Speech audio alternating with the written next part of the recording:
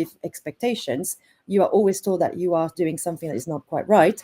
You're basically sort of getting this message, which is, I am not fitting in. And that's a form of rejection. And so that drip, drip, drip effect can turn into this big sort of like lifelong habit.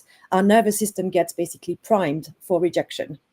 And so that's one of the things one thing I always say about ADHD brains is that we have really fundamental values in our things that we expect from the world. And these things, which not many people seem to talk about, but to me, it's like we are so desperate for clarity, for efficiency, for logic. These are things that are just so, for us, it just feels like the world should be based like that. And when it's not, because actually the world is not based on these values, it's based on doing a lot of things in a compliant way so that people can sort of find their way through in a way that is not logical in itself, but more easy to manage. So we tend to hit the wall quite a lot from like going, but this is neither logic nor efficient nor clear. And this stuff can really also sort of really contribute to this feeling of we don't feel understood, and we feel like a sense of we're already sort of fitting, and why is nobody else sort of understanding what we're doing? So I think with ADHD, that's a massive thing for us, that we have this sort of feeling of never quite fitting in. And so anything that sort of our brain's job is partly to help us identify threats, and we're very, very good at identifying anything that feels like danger to our nervous system. And so that's what I call meerkat syndrome. It's literally like we're like looking around going, where is the next thing to hit me? And so anything that comes our way that might sort of get us into RSD, it's literally because we are primed for it. We are ready to sort of really get something. And our assumption is always going to be that something's going to go wrong. So if we are more regulated, we might be able to sort of let it slide. But if we are dysregulated, and for me, one of the Ds of ADHD should be dysregulation. So if we are dysregulated, it's also more likely to hit us harder and sort of be amplified, because this is what we're sort of expecting, effectively. Thanks, Catherine. And you talked about that sort of hypervigilance, which is something we also see with trauma. Yes. So to Lex, how can trauma and past experience make RSD worse? Well, I'm actually going to pass this to Catherine, because Catherine is it's one of her special areas of specialism. But some of the things when you're looking at the difference with ADHD and rejection sensitivity and when the ADHD presents is that it's the sort of quick to impulse. It's that need to react straight away as well. That sort of really links into what Catherine was saying, is that we feel this desperate need to resolve it now. We struggle with the not being able to sort of sit quietly and not resolve it. And that's often driven so much by, as Catherine said, years and years of negative messages, lots of times where we have had to have these really unbearable feelings and experiences. And one of the things about our brains is it's not designed to keep us happy. It's designed to keep us safe. It's designed to keep us alive. And it does it incredibly well, 99 times out of 100. But there is always that one time where it just switches into we're unsafe, and that's where things like trauma also come in, as well as RSD. So I'll hand over to Catherine. Thank you. So the reason why I'm so interested in the place of trauma and ADHD is not that trauma causes ADHD or that ADHD causes trauma, but they do go hand in hand, in the sense that it's that what I was describing earlier about that experience of never fitting in. It's not. So when we think of trauma, we tend to think that trauma is an event that happens to someone. Trauma is not the event itself. Trauma is the reaction we have to an event. And my simplest definition of trauma is something that happens to you over which you feel powerless, over which you feel trapped. And it's that's your lack of autonomy. It's when you feel like you literally have no options. And that feeling is something like it's the feeling of basically I'm stuck and I might die. This is sort of thing. So basically RSD is like really a massive way of doing that. But the way that when you were talking, Lex, earlier about all these reactions to RSD, so the fight, flight, fawn, etc., these are all trauma responses. And so what happens when we are hit by something that triggers us, the thing that's triggered is not our brain, it's our nervous system. And our nervous system goes into that sort of like, state of alert. The first thing that happens when your nervous system is triggered is that your prefrontal cortex, which is your calm reasoning brain, goes offline. Because that's not what's needed right now. When you're feeling like you're in danger, what's coming up is basically your survival brain, and it's all about, how do I survive this? And so that's Lex often said that, it's like, it's the cruel irony is that the moment where you need your calm reasoning brain is exactly the moment that it goes offline. And so this is why when we are, when this sort of RSD attacks, it feels a bit like, doesn't it? It's like a monster attack kind of thing. The first thing that we need to do is not necessarily try to reason through, which is, as ADHDers, we live in our heads. And the more we are into our state of survival, the more we go into problem solving, into all of this sort of stuff, because we're really good at it. The problem is that actually your brain is not working properly at that point. And the more we're trying to reason through it, the more we're sort of getting us entangled in reasoning, when actually we need to tend to is how we feel in our body. And once we do that, we're able to often sort of come back to it. We'll sort of go through a couple of things that we can do with that. But that's basically the link between the two. Isn't that the most frustrating thing? Isn't that the most frustrating thing, where you can, when you're in an RSD trigger, and your logic there, and you can feel it going problem solving, but you just can't connect with it because you're in your central nervous system is screaming at you, and it can just feel like, you say, you feel powerless. You are aware that there's this thinking part and thinking, well, it's so reliable, but you just can't connect with it. You can't. It's not there for you at that moment, because you are in autopilot. Essentially, your brain is gone.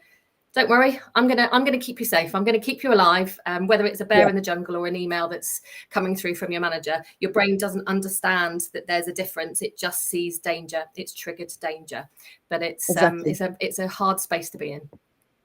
And there's, I just noticed a question on the chat from Taz about, is there a link between RSD and self-sabotage? And I think it's a really good time to address that, in the sense that, yes, there is a link. The link is it's all coping mechanisms, not conscious one, but unconscious one. When we go through self-sabotage, it's literally, I'm going to not try this thing, because if I try that thing, it might feel like danger.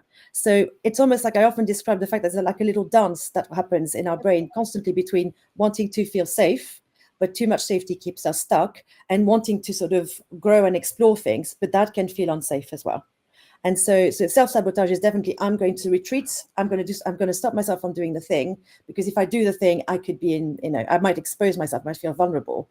And RSD is also a coping mechanism. It's, I need to figure out everything that could go really wrong, the worst thing possible, and that could happen, so that I can sort of like remove myself from it as well. Amazing. Like, to be honest, there's some lovely comments coming in. It slightly hurt me in the heart when he talks about your brain is to make you safe, not to make you happy. I think the idea that it's an important point that the original parts of our brain were exactly like, is that a tiger run or more mundane equivalents? But I think it's also a nice call to arms to say, you need to work on happiness. You need to work on your changing yourself to get to that place. It's not just automatic. It means that just doing nothing won't get you there. You've got to go out and do it. And I think that's a positive to think to. Also, the other thing, Henry, is that emotions are clues trying to tell you things as well. So sorry, I think there's a bit of a delay my end, so I don't know if I'm overcutting. Sorry, Henry. You're okay. It's I'm so sorry. Overcutting sometimes comes with the territory. There is definitely a delay. What does RSD look like day to day at work or school? Oh my God! I mean, it can take as many forms as you can imagine. But we're doing our usual. No, there's a delay. I'm going to say names first. So Catherine was answering that. So Catherine, go for it. So I think in work, you mentioned that as well. It could be like literally we're going to quit because someone sort of looked at us the wrong way, or we got like a piece of feedback that we thought we are completely misunderstood. I can't be here, and it sort of really escalates really quickly. It could be just it could be pure procrastination to the point of shutdown. It's like, I'm just not going to do this task. We won't do the task because if we try to tackle it, it might actually get us in that zone of feeling even more overwrought by things. At school, it might be also in kids being quite feeling judged, like the sort of stormy behavior, like the tantrum kind of thing as well, or like complete shutdown as well. That could be the sort of thing. In relationships, you know, it's like literally my friend didn't no, I asked them if they wanted to go to cinema and they said no, I think they hate me. And that's sort of like when actually the friend might have had a very good reason and didn't have time to sort of send something more in detail. But it's back to that perception as well. So it can take really all sorts of different forms, but it's really it's interesting to think that it used to be much more part of the diagnosis process. There was something about emotional dysregulation, which this is, but actually, and I think there's talk about it coming back actually as part of it, because that's what you were saying. You were saying this thing, Henry, earlier about, you know, working actively towards happiness. I think for me, it's less about happiness, because happiness can be quite a lot of pressure, but I think it's really about self-care and self-kindness and really putting the stick down, because we're really, really good at finding sticks to beat ourselves up with. And that's the one thing we've got to learn to do, because sometimes it feels easier to sort of go negative, because in a way we're confirming what we always sort of believe the worst of. Because if we can sort of put the stick down and go, actually, I'm okay, we can start tending to our nervous system. And that's the bit where we can start regulating ourselves. And when we regulate our nervous system, we can regulate our brain. And that's the big secret here in terms of how do we deal with that part of it. RSD is not a curse. It's something that we're not going to be able to necessarily get rid of completely, but we can learn to manage it so that this coping mechanism is something that we can bring it back to where it needs to be, not this sort of like over-amplified, over-efficient way of working for our brain. Where's the line between RSD and a panic attack? I'll go over to Lex. So for Lex. Did you say the link between RSD and a panic attack? I did. Yes. So I'm so sorry. This line's so bad. I'm terribly sorry. I mean, the key is that with all of these things, they're your central system detecting a threat or danger. It's all the same. It's in the same ballpark. Obviously, they're not the same. They're often triggered by a panic attack is often triggered by a past life experience or a trauma, whereas RSD is sort of sits in a different space. But quite often the reaction and the response that our brain has is very, very similar. So it's that, oh my gosh, there's a danger, there's a threat, and in that moment, when as we've mentioned before, your brain, the logic shuts down and your survival kicks in, and it's your body's way of trying to keep you safe from a threat that it's detected. And a panic attack is very visceral. It's very much that your brain, your body then responds to. So heart beating, and sort of a lack of awareness in those moments of what necessarily has triggered that, but it's because your brain has detected a micro event from your past that's sort of visiting you again, because you've had a similar, you may have smelt a smell, you may have had an experience, you may have seen something that's triggered that sort of sends your brain and your body into this central nervous system response. So when you're looking at the two situations, they both can have similar ways in which to manage them. Would you agree, Catherine? Is there anything you'd add? No, I think you've got it. You've got it. I definitely had a moment of panic just then, where I thought we had moved into talking about past life regression, and people thinking they were Cleopatra, and it took me till the second time you said it to me. You just meant a past in your life of this life. Something's happened in your past, I had been happily scrolling to myself. How do I, in a really nice way, sort of try and say that's not our core message that we think everyone. Which isn't say that, I understand some people believe that, and you'd make a fabulous Cleopatra, Henry. Thank you. Well, and as we all know, if I was to get a diagnosis in Sheffield, where the wait for where we have last data is 2,000 years, I would need to know how to be a Cleopatra, get myself mummified, and last the 200 years to get to the end of the wait queue to be seen. So useful skills built up. Right. I think we're going to be running out of time. So, what maybe we could do is we'd love to share a couple of very small tricks in terms of the things that you can do to sort of help with dealing with RSD. And Perfect. I think you're starting. Yes, I am. Well, I think that the first thing to know is that I think we always feel we've got this compulsion to always sort of make sure we have the perfect answer in the perfect moment. You know, like if something happens, we want to sort of solve things. The first thing we've got to do is really take a pause and really take a moment to go, what is going on here, and realize this is RSD. This is not necessarily the whole fact here. And I think that's such an important thing to do. But the other thing I wanted to show you is a really simple exercise, because I've been making the link so much about, yes, we think that ADHD is all about our brain, but actually we tend to forget about our body. And I want to show you a very simple exercise that you can do that is really about accessing your nervous system and really bringing it down from this sort of state of panic. And so I'm going to show it to you. It's going to take about a few seconds, and then you're very welcome to try it if you want to. But it's something that I do in all my sort of sessions. So what you do is that it's what I call optic nerve flossing, which is not the most or pillow time if I want to. But basically, what you do is that you put your hand behind your head like this, and already in this position, that's what you do if you're in a transat, if you're like in the sun having a really lovely time. So you're signaling to your body that it's safe. Like if you were not safe, you'd go like this. But if you're safe, you'll do this. And then you look up to the top right. And when you do this, we're going to stay like that for a few seconds until we find some form of release in the throat. It could be like a cough, a yawn, a swallow, a little scratch. It could even not happen at all. But basically what we're trying to do is we're using the optic nerve connected to our brainstem to then also connect to the vagus nerve. The vagus nerve is the mesh of nerve that connects our brain to the entirety of our organs. And what it does when we're doing this very simple thing, is that we're literally signaling to we're doing a little tug on the vagus nerve, and we're saying, hello, can you get into play here? And the vagus nerve only does one thing, it's put your body in rest and digest. So when we do this, we're literally saying, do that. And then we move the eyes to the right, and we stay like that until we have the same response. And something as simple as this, I've seen it time and time again. When people come out of it, they might feel a bit heavier, or a bit lighter, but a little bit sort of the shoulders drop a bit, the breath drops a little bit, and we almost sort of like feel like we're able to do things a little bit better. So it's a very, very simple exercise, which is all about reminding us we don't have to live in our heads. We are also grounded in the body. It's a tool of regulation. So I wanted to share that one.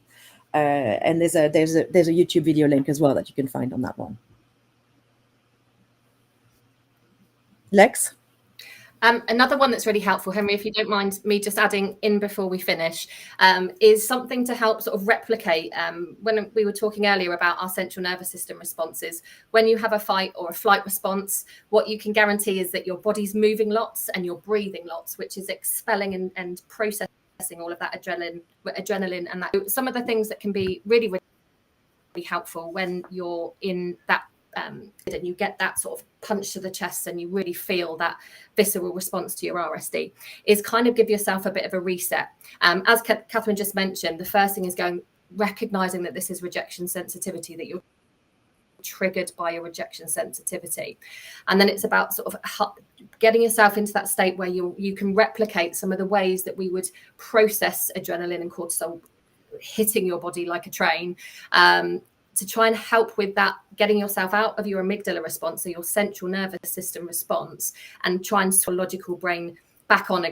So things like breathing, simple box breathing to begin with is a great start. There's some really great breathwork specialists. Jax, who's on the marketplace, does phenomenal breathwork as well. But to start with, you can just do simple box breathing just to help start to calm down your central nervous system. So sometimes it's also helpful to move. So if you're feeling really full of it and you're feeling that that sort of fight or flight response, sometimes matching that with body movement as well in those moments can really help you. But just saying to yourself, right, this is an RSD reaction, taking the breaths, focusing on the fact that what you're trying to do in that moment is calm down that central nervous system response. So breathing, either box breathing and moving your body, just to help process all of that adrenaline that your brain's pumped you full of to get you ready to fight or fly or run away, is a really good way. And also in that moment as well, saying to yourself, I'm not going to respond immediately. I'm going to, whatever works for you as far as sort of time frames, but just saying, I'm not going to react now. I'm going to give myself 20 minutes or give myself 24 hours, whatever works for you, and give yourself this is a great thing to work with if you're receiving coaching or therapy, is things that help you in that moment to remind your brain and your body that you're safe. Even if it is just simple as getting outside, putting your feet in the ground and saying to yourself, I am safe, I have everything that I need right now. Because what you need to do in that moment is calm down that central nervous system response so that you can access that beautifully wonderful, logical thinking brain with all that problem solving skills that we have in that moment. Because when we're in that space, we're on autopilot. You aren't thinking with your logical mind. So so another really helpful tool is to breathe, body movement, and remind yourself that you're safe and get your central nervous system calmed down. I would add one last thing to this, which is that it will pass. That's what you can know, is that this RSD is like literally, it's a moment. Even if it lasts 5 hours, it will stop. You're not going to be stuck in it. And often, because we are now or not now, and if it's not now, it's never, we forget that this feeling we have is not going to be forever. You're not going to feel like that forever. It's going to pass. And that's what we've got to sort of hold on to. Lex, Catherine, you're amazing. You're both amazing people, amazing coaches, doing wonderful things. And I've known you for many years. I also know people who've benefited from your coaching and how much positive impact that's had. So I can't thank you enough. Thank you so much for doing this segment, for talking on an important topic. Sadly, time is running away from us, so I have to say goodbye. Thank you very, very much. You're both amazing, and thank you. Bye, Catherine. And by Lex, thank you so much. They are both extraordinary people, and a pleasure to know. Shortly, we've got Lisa Kerr up.